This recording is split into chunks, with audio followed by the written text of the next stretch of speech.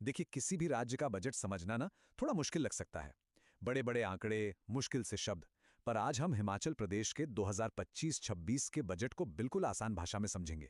हम 1 रुपए का सफर देखेंगे, ये पता लगाएंगे कि आखिर पैसा आता कहाँ से है और फिर जाता कहाँ है। तो चलिए शुरू करते हैं पड़ताल।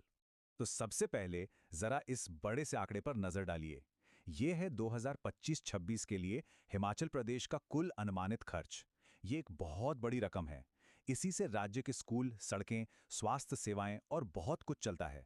लेकिन इतना बड़ा खर्च पूरा करने के लिए जाहिर है आमदनी भी तो चाहिए। और बस यहीं से चीजें दिलचस्प होनी शुरू हो जाती हैं। अब देखिए, किसी भी बजट को समझने के लिए ना एक शब्द समझना बहुत जरूरी है। राजकोषीय घाटा। सुनने में भारी लगता है पर मतलब सीधा सा है। ये सरकार की कमाई और उसके खर्च के बीच का फर्क है।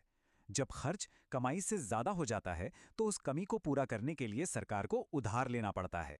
और हिमाचल प्रदेश के मामले में यह अंतर काफी बड़ा है। 2025-26 के लिए अनुमानित राजकोषीय घाटा 10,000 करोड़ रुपए से भी ज्यादा है। ये वो रकम है जो राज्य को अपने जरूरी कामकाज निपटाने के लिए उधार लेनी पड़ेगी। तो सवाल उठता है कि भाई, आखिर ये सारा पैसा आता कहां से है और फिर ये जाता कहां है। इन बड़े बड़े उलझाने वाले आंकड़ों को ना थोड़ा ठोस रूप देने के लिए चलिए एक बहुत ही आसान सा तरीका अपनाते हैं। तो सबसे पहले हम अपनी पड़ताल शुरू करते हैं ये देखकर कि पैसा राज्य के खजाने तक पहुंचता कैसे है।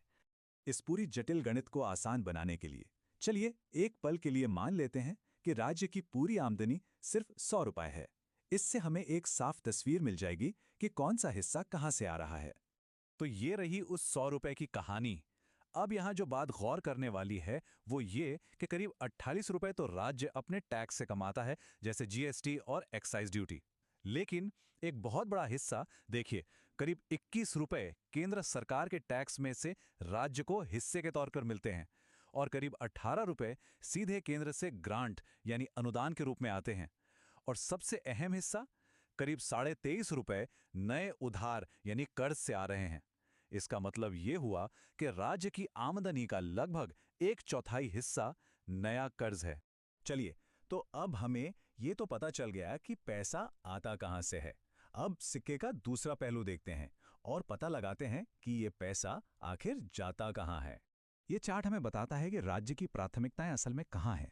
देखिए, हर 100 रुपए में से करीब 20 रुपए सीधे सरकारी कर्मचारियों की पेंशन पर जा रहे हैं। ये सबसे बड़ा अकेला खर्च है। इसके ठीक बाद 17 रुपए शिक्षा पर खर्च होते हैं। लेकिन फिर एक और बड़ा हिस्सा आता है। करीब 11.5 रुपए सिर्फ पुराने कर्जों का ब्याज चुकाने में चले जाते हैं और करीब 10 रुपए उस कर्ज की मूल रकम चुकाने में। मतलब दोनों को मिला दें तो 21 रुपए से भी ज्यादा।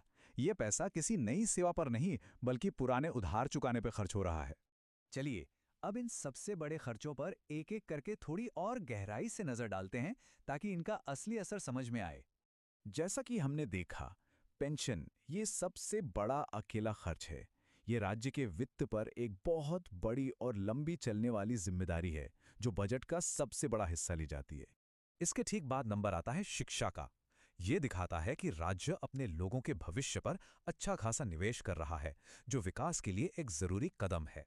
और फिर आता है ये आंकड़ा जो कई अर्थशास्त्रियों को परेशान करता है। हर 100 रुपए में से 11 रुपए से ज्यादा सिर्फ कर्ज का ब्याज चुकाने में जा रहे हैं। सोचिए, ये वो पैसा है जो किसी विकास के काम या नई पहल के लिए है ही नहीं। और यहीं पर कहानी में एक बहुत ही अहम मोड़ आता है। बात सिर्फ ये नहीं है कि सरकार क्या खर्च करना चुनती है, बात यह भी है कि उसे क्या खर्च करना पड़ता है। इस शब्द को समझिए, प्रतिबद्ध देनदारियां। इसका मतलब है वो खर्चे जिनका भुगतान करने के लिए सरकार कानूनी तौर पर बंधी हुई है, जैसे कि सैलरी, पेंशन और कर्ज पर ब्याज। ये वो पेमेंट हैं जिन्हें टाला नहीं जा सकता। और ये स्लाइड इस बात को एकदम साफ साफ दिखाती है। कुल बजट का करीब 28.4% हिस्सा सैलरी पर जाता है, 17% पेंशन पर और 21.4% ब्याज और कर्ज चुकाने पर। ये तीन चीजें ही मिलकर बजट का एक बहुत बड़ा हिस्सा ले लेती है। तो इसका निचोड़ ये है कि कोई भी नई सड़क बनने, नया स्कूल खोलने या कोई नई स्वास्थ्य योजना शुरू होने से पहले ही बजट का 67% से ज्यादा हिस्सा तो पहले से ही तय है कि कहां जाएगा।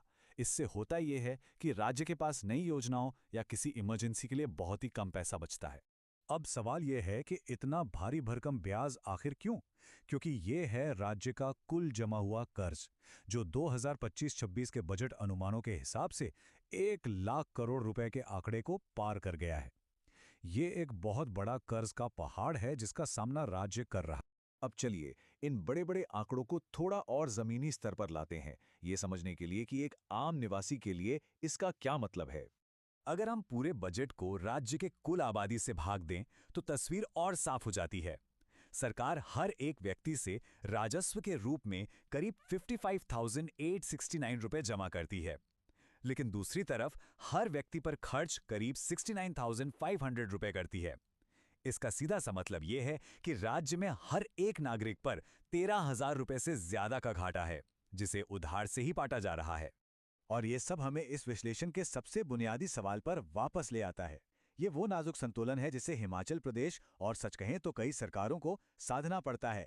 एक तरफ लोगों की आज की जरूरतों को पूरा करना और दूसरी तरफ ये भी देखना कि आने वाली पीढ़ियों पर कर्ज का बोझ इतना ना बढ़ जाए कि उसे संभालना ही मुश्किल हो जाए।